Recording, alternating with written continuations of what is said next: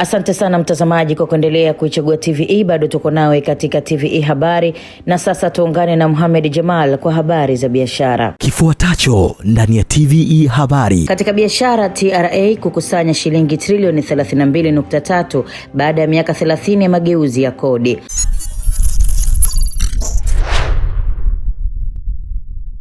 Asante sana Sofia Amani na mtazamaji kwenye habari za biashara. Leo tunaelezwa kuwa Naibu Katibu Mkuu kutoka Wizara ya Fedha Nsubili Joshua amesema walipa kodi na wakusanyaji wa kodi ndio msingi muhimu wa mafanikio yote ambayo serikali ya Tanzania imeendelea kuyapata katika utekelezaji wa miradi mbalimbali ya maendeleo na utoaji wa huduma kwa wananchi.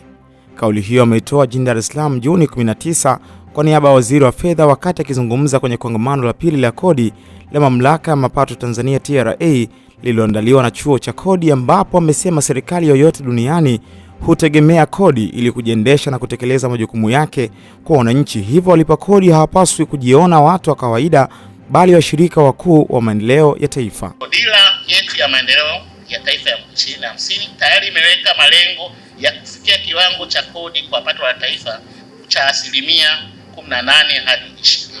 Hivyo TRA pamoja na wadau wote wa kodi nchini, ikiwemo wafanyabiashara, wanazuoni, watafiti na wataalamu wa kodi, tunapaswa kushirikiana kubuni mikakati ya kuhakikisha ongezeko la mapato ya kodi na kufikiwa kwa malengo ya kuimarisha ulipaji wa kodi kwa hiari na kupanua wigo wa kodi. Kamishna Mkuu wa Mamlaka ya Mapato Tanzania TRA CPA Yusuf Mwenda akizungumza katika kongamano hilo ameeleza kwamba tangu TRA ilipoanza rasmi shughuli zake Julai 1, 1996, makusanyo ya mapato yameongezeka kwa kiwango kikubwa kutoka shilingi bilioni 538 kwa mwaka hadi kufikia shilingi trilioni 32.3 kwa mwaka wa fedha ambazo zilizokusanywa katika mwaka wa fedha 2025-2026.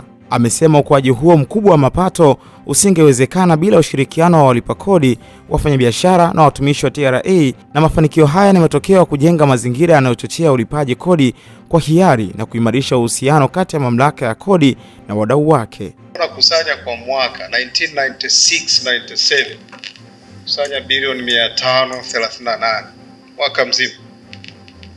Mwaka jana 24-25 kusanya trilioni 32.3 karibu. This is a great achievement. Isingetokea bila mafanikio, bila ushirikiano wa walipa kodi na wafanyabiashara na TRA staff. Awali akitoa salamu za ukaribisho, mkuu wa Chuo cha Kodi Profesa Isaya Jairo amefanua kuwa maadhimisho ya miaka 30 ya TRA yanatoa fursa ya kutafakari mafanikio yaliyopatikana tangu kuanzishwa kwa mamlaka hiyo pamoja na kuweka mikakati ya kuimarisha usimamizi wa kodi katika miaka 30 ijayo.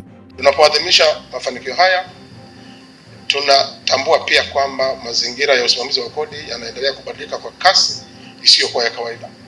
Maendeleo ya haraka ya kiteknolojia, ukuaji wa mfumo ya kidijitali katika shughuli za kiuchumi, utandawazi, juhudi za ushirikiano wa kikanda, kuibuka kwa mifumo mipya ya biashara pamoja na mabadiliko ya matarajio ya walipa kodi vinaendelea kubadilisha namna mamlaka za kodi zinavyofanya kazi duniani kote. Kongamano la pili la kodi la TRA limebeba kauli mbiu isemayo miaka 30 ya mamlaka mapato Tanzania, mafanikio na matarajio kwa miaka 30 ijayo, likiwa jukwaa muhimu la kuwakutanisha watunga sera, wataalamu wa kodi, sekta binafsi, taasisi za elimu, washirika wa maendeleo na walipa kodi kwa lengo la kujadili mustakabali wa usimamizi wa kodi na mchango wake katika maendeleo endelevu ya taifa.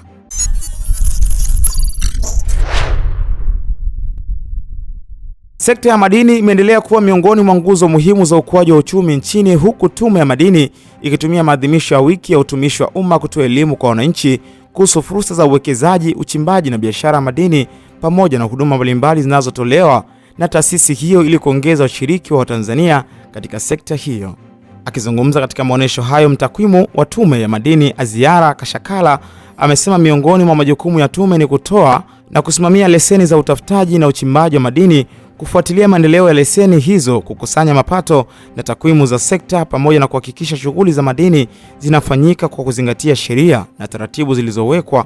Amewahimiza wananchi kutembelea banda la Tume ya Madini ili kujifunza na kutumia fursa zilizopo katika sekta hiyo. Na nitumie fursa hii kualika wahudhuriaji wote, wananchi, wadau wa sekta ya madini watembelee banda letu hili la Tume ya Madini, kuja sasa kupata elimu, lakini pia na kujua namna gani wataingia katika sekta hii ya madini na hatimaye waweze kunufaika na fursa mbalimbali zilizokuwepo katika sekta ya madini. Kwa upande wake, mwakilishi kutoka Kurugenzi ya Ukaguzi Migodi na Mazingira, Rose Mika, amesema tume inaendelea kufanya ukaguzi wa mara kwa mara katika migodi mikubwa, ya kati na midogo ili kuhakikisha shughuli za uchimbaji zinafanyika kwa usalama, ufanisi na kwa kuzingatia utunzaji wa mazingira, zikilenga kulinda wachimbaji, jamii zinazozunguka migodi na rasilimali za taifa kwa manufaa ya kizazi cha sasa na kijacho. Sisi kama Kurugenzi ya Ukaguzi Migodi na Mazingira pia tunafanya kaguzi za mara kwa mara katika migodi mikubwa, ya kati na midogo ili kuweza kubaini changamoto mbalimbali ambazo zinaikumba sekta ya madini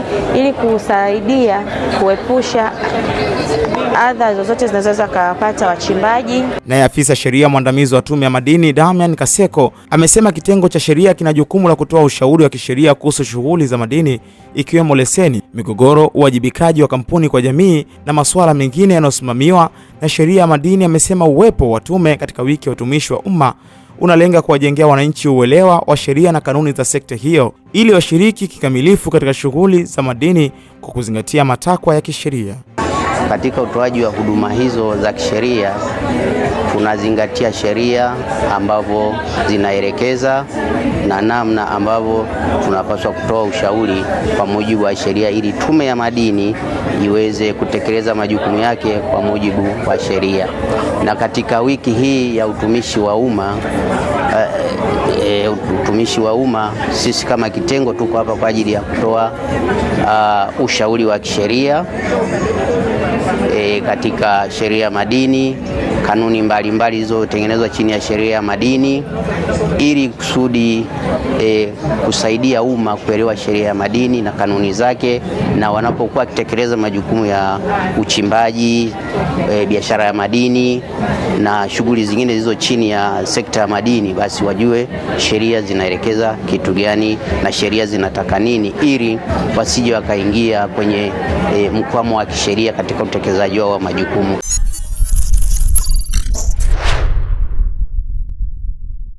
Na wafanyabiashara nchini wameshauriwa kuendelea kujikita katika kutumia njia za kidigitali za malipo, ikiwemo lipa namba, ili kuepukana na usumbufu wa kutoa chenji pamoja na usalama wa fedha zao kwa kujiepusha kutumia malipo ya taslim. Rai hiyo imetolewa jijini Dar es Salaam wakati wa kukabidhi fedha kwa washindi wa draw ya 4 ya kila muamala ni bao la ushindi inayoendeshwa na Mix kwa kushirikiana na Hisense. Akizungumza katika hafla hiyo, mkurugenzi wa huduma za kifedha kutoka Mix, Arnold Ngalash, amewataka wafanyabiashara kujisajili na kutumia njia ya malipo ya kidigitali ikiwemo lipa namba ili kupunguza usumbufu wa wateja pamoja na usalama wa fedha za biashara wanazozifanya.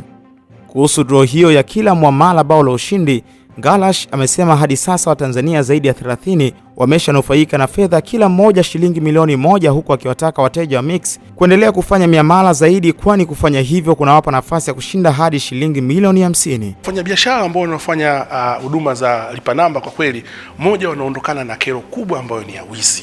Kama mnavyofahamu, kuna utapeli, kuna wizi mbalimbali unaoendelea.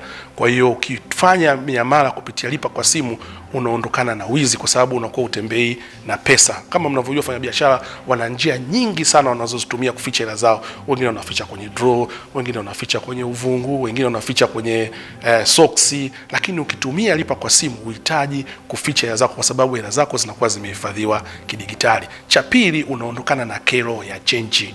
Mteja anakuja, unataka umrudishie chenji. Ukilipa kidigitali huna haja ya kuhangaika na chenji, kwa sababu ile inaingia ni hela kamili. Nao baadhi ya washindi wameelezea namna ambavyo wameweza kunufaika na huduma za Mix katika maisha ya kila siku, huku wakiahidi kutumia fedha hizo kujiendeleza kibiashara. Asante sana mtazamaji na Sofia Amani. Hayo ndio yaliyojiri kwenye habari za biashara kwa siku ya leo.